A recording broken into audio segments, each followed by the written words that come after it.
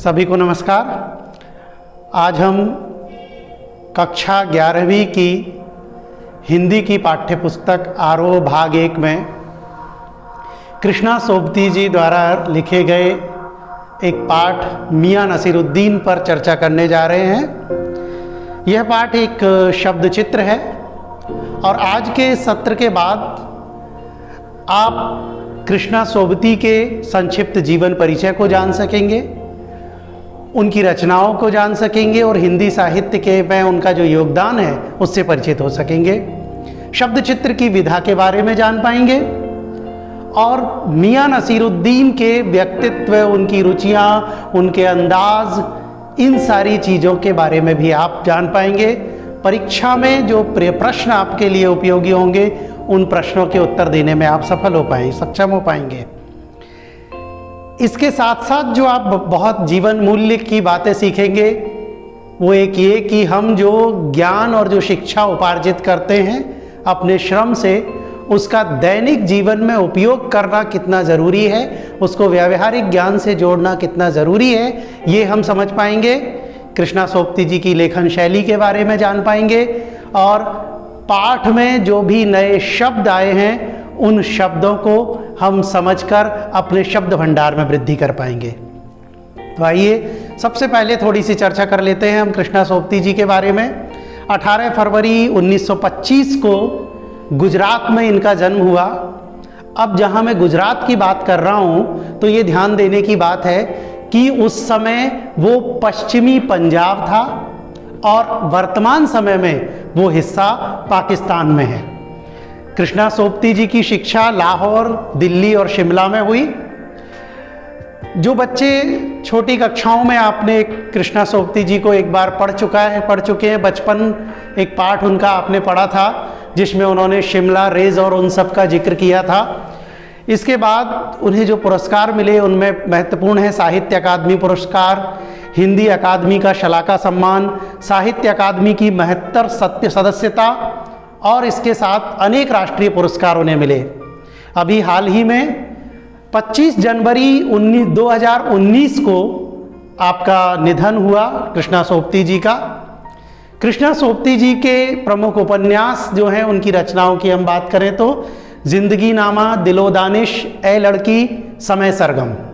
उन्होंने कहानियाँ भी लिखी, डार से बिछुड़ी, मित्रों मरजानी, बादलों के घेरे, सूरजमुखी अंधेरे के, ये उनकी कहानियां हैं।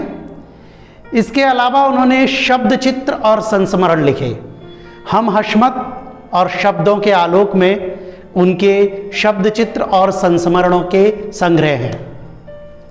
अब देखिए कृष्णा सोबती जी के लेखन की कुछ विशेषताएं हैं। कृष्णा सोबती जी हमेशा ये मानती रही हैं कि कम लिखना ही विशिष्ट लिखना है, इसलिए उन्होंने कभी भी थोक के भाव में बहुत कुछ नहीं लिखा और अपने इस संयमित लेखन के कारण उन्होंने एक नया पाठक वर्ग तैयार किया और साहित्य जगत को ऐसे कई नए चरित्र दिए जिन्हें हम अमर चरित्र कह सकते हैं, जैसे मित्रों, शाहनी, हशमत आदि। उन्होंने हिंदी की कथा भाषा को एक विलक्षण ताजगी दी। उनकी भाषा के बारे में कहा जाता है कि उनकी भाषा में संस्कृत निष्ठ तत्समता, उर्दू का बांकपन और पंजाबी की जिंदा दिली, ये सब एक साथ उनकी रचनाओं में मौजूद हैं। अब हम चर्चा करते हैं जो पाठ हम पढ़ने जा रहे हैं, जिस पर आज बात करेंगे, मियां नसीरुद्दीन। यह पाठ एक शब्द चित्र है। शब्द चित्र के बारे में हम थोड़ी सी चर्चा कर लेते हैं। शब्द चित्र शब्दों के माध्यम से बनाया गया किसी का चित्र है। एक होता है रेखा चित्र, जिसे अंग्रेजी में हम कहते हैं स्केच। रेखा चित्र यानी रेखांकन है, रेखाओं से बना हुआ चित्र, और शब्द चित्र शब्दों से बना हुआ चित्र, जिसमें किसी भी व्यक्ति के व्यक्तित्व का इस तरह से वर्णन किया जाता है कि उसके आंतरिक और बाह्य गुण वे सभी उन शब्दों में सिमट जाएं और पाठकों के मन में, श्रोताओं के मन में उस व्यक्ति के व्यक्तित्व का एक संपूर्ण चित्र प्रस्तुत हो जाए। विद्यार्थियों, मैं आपको ले जाऊंगा कक्षा 10वीं में। जब आपने एक पाठ पढ़ा था, एक कहानी आपने पढ़ी थी नेताजी का चश्मा, जिसमें पान वाले का एक रेखा चित्र प्रस्तुत किया गया। वो किस तरह से हंसता था, कैसे उसकी तोंद हिलती थी। तो उस सब से आपके सामने जब पढ़ते थे तो एक व्यक्तित्व सामने आ जाता था। मियां नसीरुद्दीन में भी लेखिका ने जो वर्णन किया शब्दों में इस तरह से किया कि मियां नसीरुद्दीन का पूरा व्यक्तित्व हमारे सामने प्रकट हो जाए। और इसमें जो बताया गया तो ये उनके हम हशमत नामक संग्रह से ये मियां नसीरुद्दीन शब्द चित्र लिया गया है। इसमें खानदानी नानबाई मियां नसीरुद्दीन के व्यक्तित्व, रुचियों और स्वभाव का शब्द चित्र खींचा गया है। मियां नसीरुद्दीन अपने मसीहाई अंदाज से रोटी पकाने की कला और उसमें अपने खानदानी महारत को बताते हैं। वे ऐसे इंसान का भी प्रतिनिधित्व करते हैं जो अपने पेशे को कला का दर्जा देते हैं और करके सीखने को असली हुनर मानते हैं। मियां नसीरुद्दीन को कलाओं के प्रति लोगों की बदलती हुई रुचि और बेरुखी से दुख होता है। ये बहुत सारी बातें जो इस पाठ में हम पढ़ेंगे वो हमारे आसपास की लगेंगी, लेकिन उसमें से बहुत सी चीज़ें हमें ऐसी महसूस होंगी कि जैसे वो हमसे थोड़ी सी अलग हैं। इसलिए ये बड़ा महत्व का पाठ है, बड़ा अच्छा पाठ है और बड़ा ही रुचिकर पाठ है। हम पाठ के कुछ शब्दों की बात कर लेते हैं जो थोड़े से नए हो सकते हैं कुछ लोगों के लिए। मैं उनके अर्थ भी बताता जाता हूँ। एनसीईआरटी की पुस्तक में जब आप इन्हें पढ़ते हैं तो इनमें से बहुत सारे शब्द वहाँ भी अर्थ के साथ आपको मिल जाएंगे। नानबाई एक शब्द जो अभी पाठ के परिचय में भी आया, तरह तरह की रोटी बनाने और बेचने का काम करने वाला नानबाई होता है। मसीहा देवदूत को कहते हैं। ईसा मसीही शब्द हम सभी जानते हैं, वहाँ से आप इसको जोड़ें, वो भगवान के दूत थे, मैसेंजर ऑफ गॉड। तो ये जितने भी पैगंबर या ये सब उनको मसीहा कहलाए। तो ऐसे ही मसीहा, काइयाँ एक शब्द इसमें आएगा जो चालाकी है उसका अर्थ। पेशानी, माथे को कहते हैं, फोरहेड हमारा। पंचहजारी एक शब्द है। अब जब आप इस पाठ को पढ़ेंगे तो पंचहजारी का अर्थ यहाँ है कि 5000 सैनिकों का अधिकारी। मुगलों की सेना में 5000 सैनिकों के ऊपर एक अधिकारी नियुक्त किया जाता था। अखबार नबीस पत्रकारों को कहते हैं। खुरापात शरारत को कहते हैं। नगीना साज, नगीने जड़ने का काम करने वाला। आईना साज, आईना हम मिरर को कहते हैं, दर्पण को कहते हैं। तो जो दर्पण को जड़ता है, बनाता है, वो आईना साज है। नसीहत, सीख। मदरसा, स्कूल के लिए उर्दू में प्रयुक्त होने वाला शब्द है। जमात यानी श्रेणी, क्लास जिसे हम कहते हैं। एक शब्द, बहुत ही आंचलिक शब्द इसमें आया है जो कि दिल्ली के जामा मस्जिद के आसपास का जो क्षेत्र है वहाँ उसका प्रयोग होता है। लौंडिया यानी लड़की के लिए वो शब्द प्रयोग हुआ। रूमाली एक तरह की रोटी होती है जो रूमाल की तरह बड़ी और बड़ी पतली होती है। मजमून एक शब्द है जिसका अर्थ है विषय। बेरुखी, उपेक्षा से कोई काम करना। महीन यानी पतली। तरेरा, घूर कर देखना। अब मियां नसीरुद्दीन का जब लेखिका वर्णन करती हैं तो उसकी ओर हम बढ़ते हैं, पाठ की तरफ आते हैं। इस पाठ में हमने देखा कि शुरुआत जब होती है तो लेखिका कह रही हैं कि मटिया महल की तरफ से यदि नहीं गुजरते तो राजनीति, साहित्य और कला के हजारों हजार मसीहों के धूम धड़क्के में नानबाइयों के मसीहा मियां नसीरुद्दीन को कैसे तो पहचानते और कैसे उठाते लुत्फ उनके मसीही अंदाज का। लेखिका जब वहाँ एक दुकान के पास पहुँचती हैं तो जहाँ उन्हें पटापट सनते हुए आटे का ढेर और आवाज़ सुनाई देती है। उन्हें लगता है कि कहीं सेवइयों की तैयारी हो रही है, लेकिन जब वहाँ पहुँचे तो पता चला कि खानदानी नानबाई मियां नसीरुद्दीन की दुकान पर खड़े हैं। और मियां नसीरुद्दीन कौन? जो 56 तरह की रोटियां बनाने में माहिर है। अब देखिए ये जो कुछ पंक्तियां हैं, वहां से आप मियां नसीरुद्दीन का कैसा बाहरी शब्द चित्र लेखिका ने कितना सुंदर यहां बनाया। हमने जो अंदर झांका तो पाया मियां चारपाई पर बैठे बीड़ी का मजा ले रहे हैं। आगे की पंक्ति बड़ी महत्वपूर्ण है। मौसमों की मार से पका चेहरा, आंखों में काइयां भोलापन और पेशानी पर मंजे हुए कारीगर के तेवर। अब यहां दो तीन चीजें हमें देखने की हैं। ये जो तीन बातें मियां नसीरुद्दीन के बारे में इस अनुच्छेद में कहीं, छोटे से अनुच्छेद में, वो कमाल की हैं। मौसमों की मार से पका हुआ चेहरा, यानी ऐसा व्यक्ति जिसने बहुत सारे मौसम देखे हैं, जिसके जीवन में बहुत सारे अनुभव हैं। अब चेहरा पक चुका है।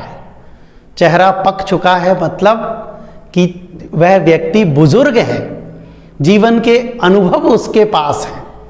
हिंदी में एक कहावत है, जहां ना पहुंचे रवि वहां पहुंचे कवि, और जहां ना पहुंचे कवि वहां पहुंचे अनुभवी। तो इसका अर्थ यही हुआ कि मियां नसीरुद्दीन के व्यक्तित्व की एक विशेषता यह है कि वे अनुभवी हैं। कई बार कहा जाता है कि बुजुर्गों की चेहरे की झुर्रियों में उनके अनुभव लिखे होते हैं, जो उम्र उन्होंने जी है, जो अनुभव उन्होंने जिए हैं। तो मौसमों की मार से पका हुआ चेहरा का आशय यही है कि उन्होंने जीवन के कई मौसम देख लिए हैं, सुख दुख और हानि लाभ न जाने कितने अनुभव उन्होंने लिए हैं, तब उनके अंदर ये अनुभव आया है, ये व्यक्तित्व उनका बना है। आंखों में काइयां भोलापन और पेशानी पर मंजे हुए कारीगर के तेवर। आंखों में काइयां भोलापन, देखिए दो शब्द हैं, काइयां और भोलापन। लेखिका यहां सिर्फ भोलापन भी लिख सकती थी, पर उससे काम नहीं चलता। भोलापन दोनों अर्थों में प्रयुक्त होता है। सकारात्मक अर्थ में भी आता है कि बहुत भोला व्यक्ति है, और काइयां व्यक्ति नकारात्मक में भी आता है और सकारात्मक में भी आ सकता है। लेखिका ने काइयां विशेषण जोड़ दिया। क्या होगा इसका अर्थ कि आंखों में भोलापन तो है, यानी उनका व्यक्तित्व सहज है, पर वे मूर्ख नहीं हैं, चतुर हैं, चालाक हैं। जो आगे हमें, और जब हम आगे बढ़ेंगे इस शब्द चित्र में तो और पता चलेगा कैसे चतुर और चालाक हैं। फिर आगे कहते हैं पेशानी पर मंजे हुए कारीगर के तेवर। उनकी कारीगरी क्या है? रोटियां बनाते हैं, 56 तरह की रोटियां बनाते हैं। तो पेशानी यानी उनके माथे पर वो तेवर है, वो तेज है, जो किसी मंजे हुए कारीगर में होते हैं। ऐसा कारीगर जो अपने काम में सिद्धहस्त है, दक्ष है, कुशल है। अब उसके बाद जब ये लोग पहुंचते हैं तो पहले तो मियां नसीरुद्दीन इन्हें ग्राहक समझ लेते हैं, पर जब लेखिका उनसे कहती है कि आपसे कुछ प्रश्न पूछना चाहते थे, कुछ पता करना चाहते थे, तो देखिए यहाँ एक बात आती है कि मियां नसीरुद्दीन ने पंचहजारी अंदाज में सिर हिलाया। लेखिका ने उनसे पूछा कि क्या आपके पास थोड़ा वक्त होगा? तो वो पंचहजारी अंदाज में सिर हिलाकर कहते हैं, निकाल लेंगे वक्त थोड़ा। अब यहां एक बात देखने की है कि उनके अंदर आत्मगौरव और आत्मसम्मान भी कितना है। ऐसे तो हम देखने में कहें कि रोटियां बनाना कौन सा काम है, घर में महिलाएं रोटियां बनाती हैं तो हमें उनकी कोई कद्र नहीं होती है, लोगों को कद्र नहीं होती है। और जो दुकान पे रोटी बनाने की दुकान खोल के जो बैठा हुआ है व्यक्ति, उसको उतना महत्व कौन देता है। लेकिन एक बात यहां समझने की है कि समाज या कोई भी दूसरा व्यक्ति तब तक आपको सम्मान नहीं दे सकता जब तक आप अपना सम्मान स्वयं नहीं करेंगे। तो आत्मसम्मान और आत्मगौरव। एक छोटी सी कहानी मुझे यहां याद आती है। काम कोई भी बड़ा या छोटा नहीं होता, उस काम को करने के पीछे हमारी भावना कैसी है, उससे उस कार्य का महत्व सिद्ध हो जाता है। एक जगह एक इमारत बन रही थी, इमारत मंदिर की थी, मंदिर बन रहा था, बहुत सारे मजदूर काम कर रहे थे। कुछ मजदूर पत्थर तोड़ रहे थे। एक व्यक्ति ने आके उनमें से एक मजदूर से पूछा कि भाई क्या कर रहे हो? उसने जवाब दिया, देखते नहीं हो, अपना पेट पाल रहा हूं, परिवार के पेट पालने के लिए काम कर रहा हूं, मजदूरी कर रहा हूं। दूसरे मजदूर के पास पहुंचे, भाई क्या कर रहे हो? वो भी पत्थर फोड़ रहा था। उसने जवाब दिया, दिखाई नहीं देता, पत्थर फोड़ रहा हूं। अब तीसरे के पास पहुंचे, वो बड़ा आत्ममुग्ध होके गीत गाता हुआ पत्थर फोड़ रहा था। उन्होंने पूछा कि तुम क्या कर रहे हो? तो उसने जवाब दिया कि यहाँ एक मंदिर बन रहा है, मैं उस मंदिर को बनाने का काम कर रहा हूँ। काम तीनों का एक ही था, पत्थर फोड़ने का। तीनों की सोच अलग अलग थी।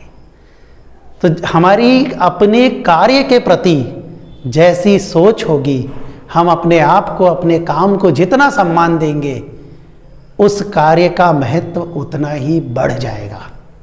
अब जब मियां नसीरुद्दीन ने अपने पंच हजारी अंदाज में कहा कि थोड़ा सा वक्त निकाल लेंगे, फिर वे तुरंत एक प्रश्न पूछते हैं कि आप लोग कहीं अखबार नबीस तो नहीं हैं, यानी पत्रकार तो नहीं हैं? ये खुरापात तो अखबार नबीसों की है।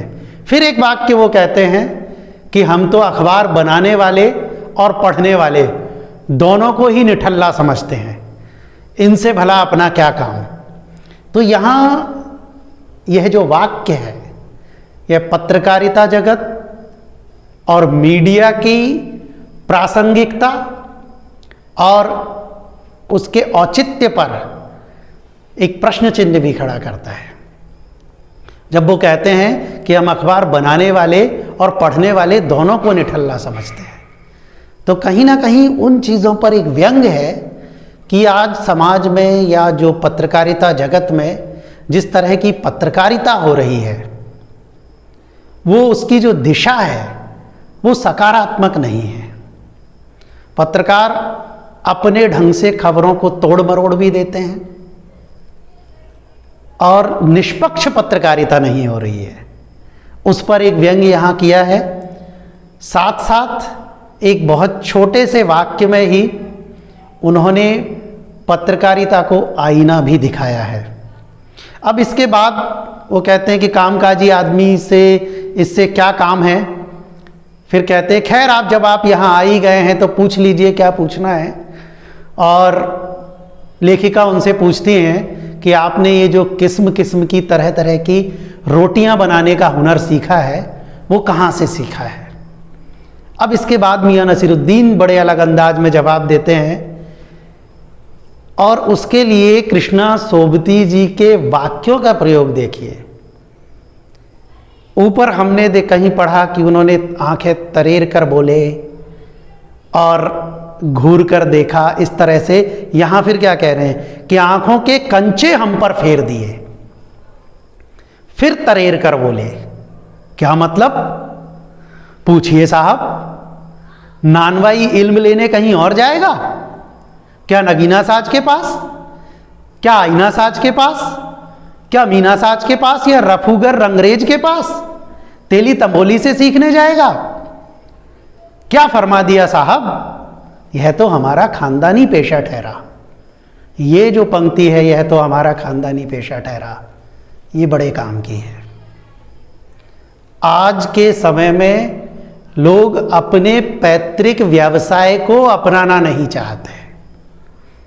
युवा पीढ़ी में एक नई होड़ लगी है कि कुछ अलग करना है, कुछ हटकर करना है। इसके कारण बहुत सारी समस्याएं भी खड़ी हो रही हैं। समाज में कई ऐसे लोग हैं जिनके पास अपना एक कोई पैतृक व्यवसाय, एक बिजनेस या कोई और काम जमा हुआ है, अच्छे से जमा हुआ है, लेकिन उनके बच्चे उस काम को करना नहीं चाहते हैं, वे कुछ और करना चाहते हैं। अब इसमें कई बार ऐसा भी होता है कि वे बहुत अच्छा कर जाते हैं, लेकिन कई बार ऐसा भी होता है कि वो वहाँ भी असफल हो जाते हैं और यहाँ भी असफल होते हैं। और इसका एक और पक्ष ये भी है कि जिसके पास बड़ा व्यवसाय था, उसके परिवार के सारे लोग उसमें लग सकते थे, लेकिन वो नहीं लगना चाहते, तो और कहीं जाकर वे नौकरी कर रहे हैं। तो वो नौकरी जो एक ज़रूरतमंद को मिल सकती थी, वो ऐसा व्यक्ति कर रहा है जिसे उसकी आवश्यकता ही नहीं थी। मैं एक प्रत्यक्ष उदाहरण जो मैंने अपने जीवन में देखा, आपके साथ तो उसको साझा करूंगा कि मैं एक दुकान पर पहुंचा, एक बड़ी सी दुकान, और हमारे परिचित थे, और वे गले में यहाँ एक पट्टा बांध के और बैठे हुए हैं, बीमार हैं लेकिन दुकान पर बैठे हुए हैं। मैंने उनसे ये पूछा कि आप अपने बेटे को वापस क्यों नहीं बुला लेते हैं? तो बड़े दुखी मन से उन्होंने कहा कि मेरे यहाँ जितने कर्मचारी काम करते हैं उनको मैं महीने की 70-80 हज़ार तनख्वाह देता हूँ, और मेरा बेटा पुणे में 30,000 रुपये महीने की नौकरी करता है, जिसे हर साल 20 से 30, क्षमा करें, हर महीने 20 से 30 हज़ार रुपये मुझे भेजने होते हैं कि उसका खर्चा उसकी नौकरी से नहीं निकलता।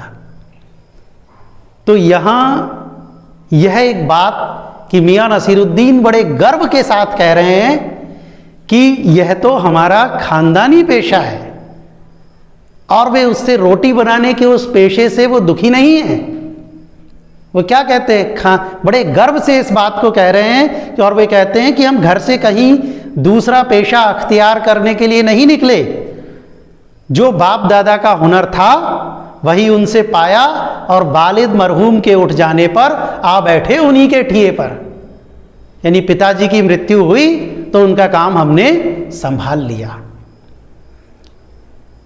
और जब वे अपने पिता का जिक्र करते हैं तो घड़ी भर के लिए उनकी आंखें किसी भट्टी में जैसे गुम हो जाती हैं, यानी वो पुराने दिन, अपने पिता उन्हें याद आते हैं। तो यह पंक्ति अपने बुजुर्गों के प्रति उनका जो सम्मान का भाव है, उनसे जो लगाव है, पिता की मृत्यु के बाद भी वे उन्हें कैसे याद कर रहे हैं, और उनका जिक्र आया तो वे उनकी यादों में खो गए। अब लेखिका को लगा कि वो किसी गहरी सोच में है, और शायद उनकी आंखों के सामने कोई चेहरा आ गया है, यानी पिताजी याद आ गए हैं। फिर वो बताते हैं कि हमारे वालिद यानी पिता साहिब मशहूर थे मियाँ बरकत शाही नानबाई गढ़िया वाले के नाम से, और उनके वालिद यानी कि हमारे दादा साहिब थे आला नानबाई मियाँ कल्लन। अब लेखिका ने उनसे पूछ लिया कि इन दोनों की कोई नसीहत आपको याद हो तो बता दीजिए। कितना गजब का जवाब मियाँ नसीरुद्दीन देते हैं। ये लाइन मैं ऐसी की ऐसी पढ़ रहा हूं। नसीहत काहे की मियाँ, काम करने से आता है, नसीहतों से नहीं।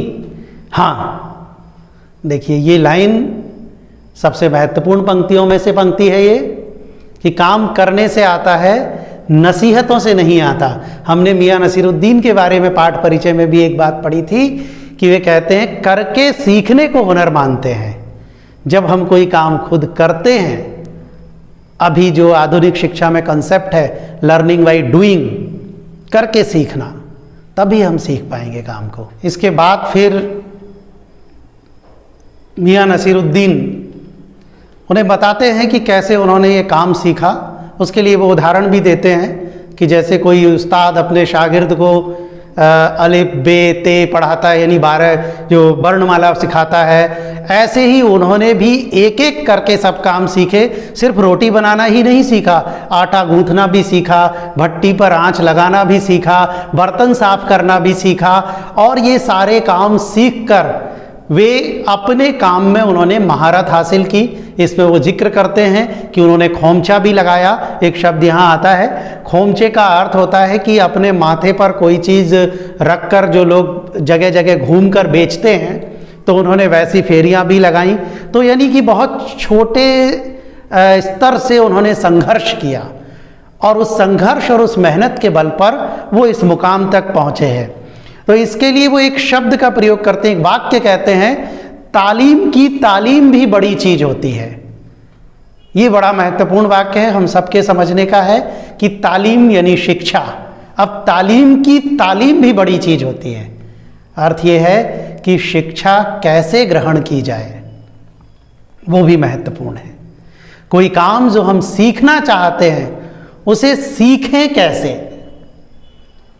आप कई बार आप लोग पढ़ते रहते होंगे, अखबारों में, टीवी पर भी आता है, जब हम किसी की सफलता की कहानियां पढ़ते हैं, सक्सेस स्टोरीज पढ़ते हैं, तो कई बार जिक्र आता है कि जो बड़े बड़े व्यावसायिक घराने हैं, बड़े बड़े व्यापारी हैं जिनका हजारों करोड़ का टर्नओवर है, वे लोग भी अपने बच्चे को सीधा कंपनी का सीएमडी नहीं बना देते हैं। जो समझदार लोग होते हैं वो अपने ही बच्चों को, जो उस कंपनी के मालिक हैं, उन्हें साल साल 2-2 साल तक कंपनी में क्लर्क की, अकाउंटेंट की नौकरी कराते हैं ताकि वे नीचे से ऊपर तक सारे काम सीख लें। और जब हम किसी काम को बहुत ढंग से, तरीके से सीख सकते हैं तो उसके बाद की जो स्थिति होती है वह यह होती है कि कोई भी हमें बेवकूफ़ नहीं बना सकता, मूर्ख नहीं बना सकता। यदि व्यक्ति सारी सीढ़ियां चढ़कर ऊपर गया है तो उसके पास हर सीढ़ी का अनुभव होगा। तो इसीलिए वो कहते हैं तालीम की तालीम भी बड़ी चीज होती है, यानी कैसे सीखना है ये भी बड़ी बात है। और उनके समर्थन में लेखिका ने सिर हिलाया। अब उसके बाद मियां नसीरुद्दीन को और जोश आ गया, वे अपनी पुरानी और बातें बताने लगे।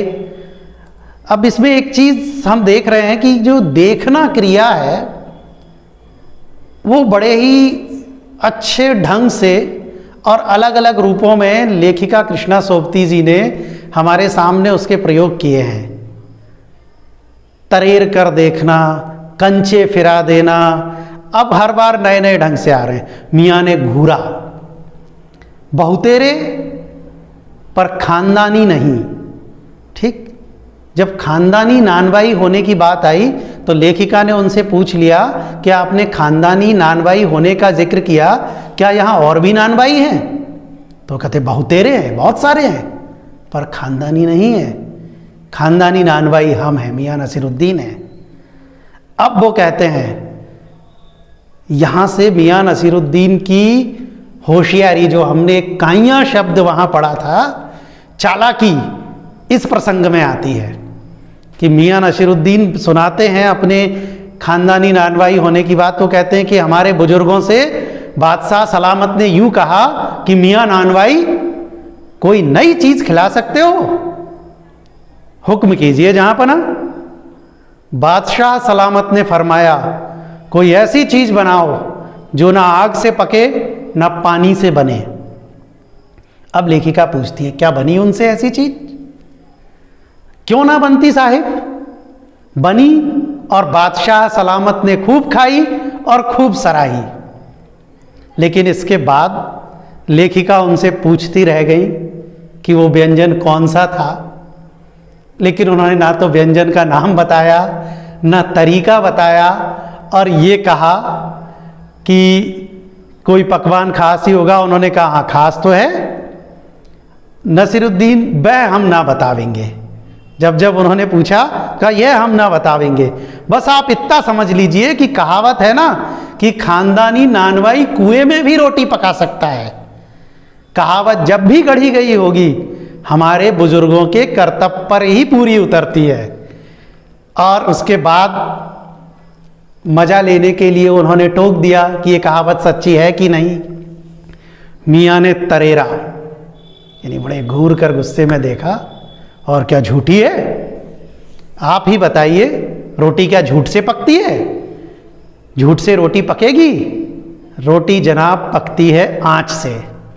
अब ये मियाँ नसीरुद्दीन की कला है कि वो प्रश्न पूछने वाली लेखिका को अपनी हर बात पर समर्थन ले लेते हैं, उनका राजी कर लेते हैं। और इस बीच बीच में कई प्रसंग ऐसे आते हैं कि वे इनसे बात कर रहे हैं, सामने कोई व्यक्ति दिख रहा है, उसको आवाज़ लगा देते हैं, उससे बात करने लगते हैं। और इसके बाद अब मियाँ नसीरुद्दीन धीरे धीरे कुछ रुचि उनमें कम लेने लगे और धीरे धीरे जब वो कहती हैं कि आपने कहा कि बादशाह के यहाँ आपके पूर्वज थे, तो वे उनसे पूछना चाहती हैं कि कौन से बादशाह के पास थे।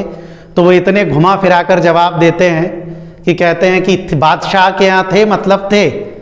अब वो बार बार पूछती हैं, नाम पूछती हैं, तो वो कहते हैं कि आपको कौन सा बादशाह के नाम चिट्ठी पत्री भेजनी है, हमने कह दिया थे तो थे।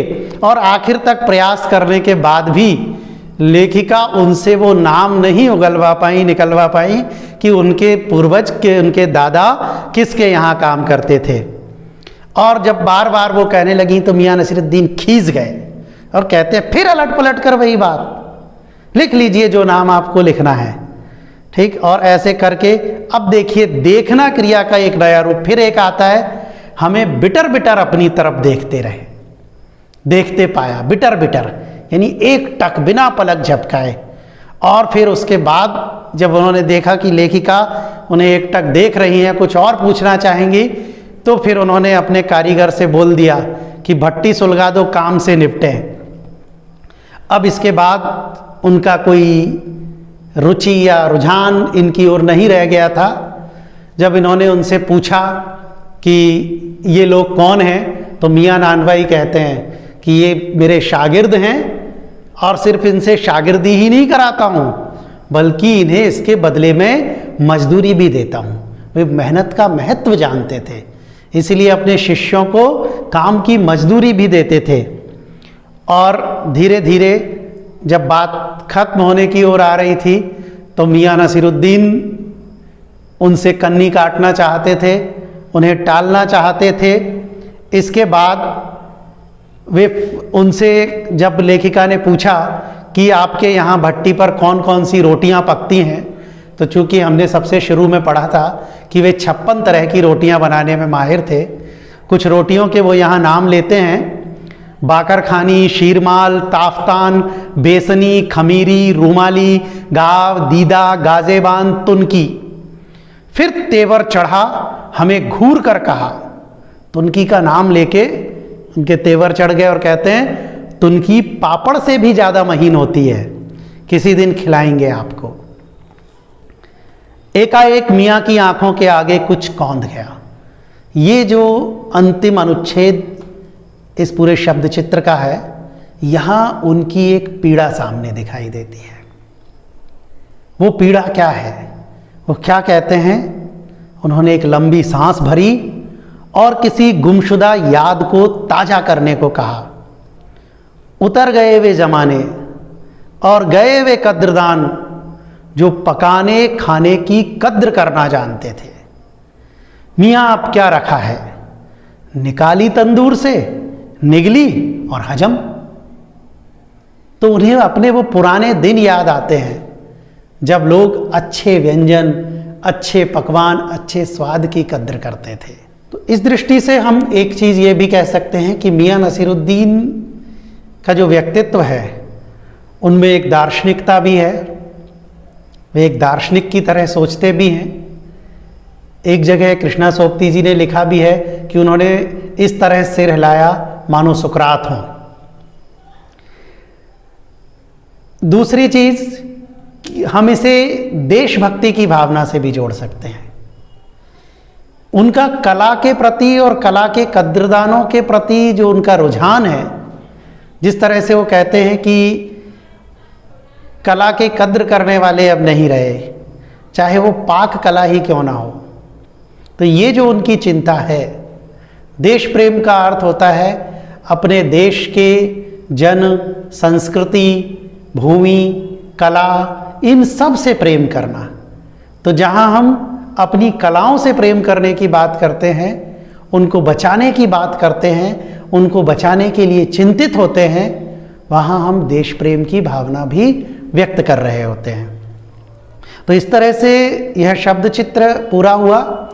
अब हम इस शब्द चित्र की कुछ महत्वपूर्ण बातों को एक बार और दोहरा लेते हैं ताकि परीक्षा के लिए हमें सब कुछ ध्यान रहे। तो सबसे पहली चीज़ तो मियाँ नसीरुद्दीन के बारे में कि उनमें कोई हीन भावना नहीं है, आत्मगौरव और आत्मसम्मान का भाव है। वे अपने आप को एक सफल कलाकार मानते हैं, दार्शनिक भी समझते हैं, जीवन में संघर्ष करके आगे बढ़े हैं, इसलिए परिश्रम का महत्व जानते हैं। अपने शिष्यों को काम सिखाने के साथ साथ मजदूरी भी देते हैं, बेहद होशियार भी हैं। तभी तो लाख कोशिशों के बाद भी लेखिका उनसे बादशाह का नाम नहीं जान सकी, जिनके दरबार में मियाँ नसीरुद्दीन ने अपने दादा के शाही नानबाई होने की बात कही थी। वे 56 तरह की रोटियां बनाने में माहिर हैं। कुछ रोटियों के नाम उसमें आए भी हैं, मैं फिर से पढ़ लेता हूँ। बाकरखानी, शीरमाल, ताफ्तान, बेसनी, खमीरी, रूमाली, गाव, दीदा, गाजेबान, तुनकी। इनमें से कई तरह की रोटियां आज भी हमें रेस्टोरेंट में मिल जाती हैं, इसके अलावा भी कई मिल जाती हैं। और वे कला के कद्रदानों की कमी से मियाँ चिंतित हैं, दुखी हैं। इसलिए जो अंतिम संवाद, अंतिम वाक्य उन्होंने कहा कि गए वे कद्रदान जो पकाने खाने की कद्र करना जानते थे, अब क्या रखा है, निकाली तंदूर से निकली और हजम। तो इस तरह से ये जो पाठ है हमारे लिए बहुत सारे जीवन मूल्यों से जुड़ा हुआ भी है। एक नए ढंग की बात, एक नए ढंग की भाषा, भाषा का एक नया स्वरूप, एक मनोरंजक अंदाज भी है और बहुत सारा संदेश भी इसमें है। एक नए ढंग के व्यक्तित्व से भी ये जुड़ा है। और कृष्णा सोपती जी की जो एक विशेषता है कि किसी भी साधारण व्यक्तित्व को वे असाधारण बना देती हैं। मियाँ नसीरुद्दीन एक सामान्य व्यक्तित्व है, ऐसे देखें तो बड़ा कॉमन कैरेक्टर है, लेकिन उसे उन्होंने विशिष्ट बना दिया है। तो ये उनके लेखन की एक बहुत महत्वपूर्ण विशेषता है। पाठ का प्रत्येक अंश महत्वपूर्ण है।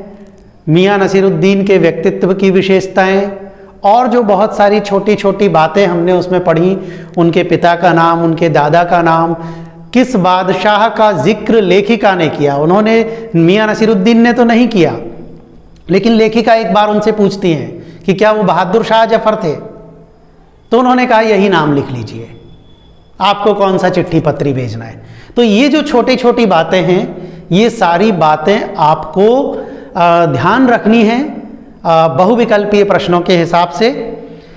और इसके अलावा भी जहाँ जहाँ जो चीज़ें आपको आती जाएंगी उनको पाठ को आप ध्यान से पढ़ते जाएंगे, समझते जाएंगे, तो उन सारी चीज़ों को आप समझ सकेंगे और प्रश्नों के उत्तर अच्छे से लिख सकेंगे, बहुविकल्पीय प्रश्नों में से सही विकल्प चुन सकेंगे। तो इसके साथ ही हम इस पाठ का यहाँ समापन करते हैं, लेकिन साथ साथ एक सूचना आप सभी के लिए कि एनसीईआरटी की वेबसाइट्स पर सभी पाठों के पीडीएफ उपलब्ध हैं, आप उन्हें वहाँ से ले सकते हैं। और हमारे इस वीडियो के डिस्क्रिप्शन में आपको उनके लिंक, इस पाठ का लिंक भी मिलेगा।